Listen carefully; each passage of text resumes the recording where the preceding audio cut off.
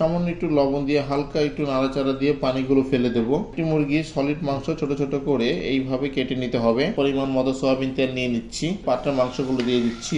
মাংসগুলো ভালো করে ভেজে নিতে হবে, তাই চুলায় রেখে বেশ কিছুক্ষণ এইভাবে নাড়তে থাকবো। স্বাদ মতো লবণ দিয়ে দিচ্ছি, আবার মাংসগুলো নাড়াচাড়া দিয়ে থাকবো। মাংসের কালার যখন এরকম হয়ে আসবে ঠিক তখনই মাংসের সাথে একটি রসুন দিয়ে দেবো। 1 চা চামচ লাল গুঁড়া মরিচ দিয়ে দিচ্ছি এবং হালকা করে কিছুক্ষণ নাড়তে থাকবো। দেখতেই পাচ্ছেন মাংসের রংটি হালকা বাদামি হয়ে আসছে। এখন আমি 2 চামচ ওয়েস্টার্ন সস দিয়ে দিচ্ছি, 1 চামচ সোয়া সস দিয়ে দিচ্ছি। এখন ভালো করে মাংসের সাথে সসগুলো মিশিয়ে নেব। কাঁচামরিচ, রসুন ও আদা কুচি মাংসের পাত্রে দিয়ে দিচ্ছি এবং ভালো করে নাড়াচাড়া দিয়ে দিচ্ছি। টমেটো কুচি করে কেটে পাত্রে দিয়ে দিচ্ছি, আবার নাড়াচাড়া দিয়ে দিচ্ছি। 1 মিনিট চুলায় মিডিয়াম হিটে রেখে দেব। মাংসের পাত্রে শসাগুলো দিয়ে দিলাম এবং ভালো করে নাড়াচাড়া দিয়ে দিচ্ছি।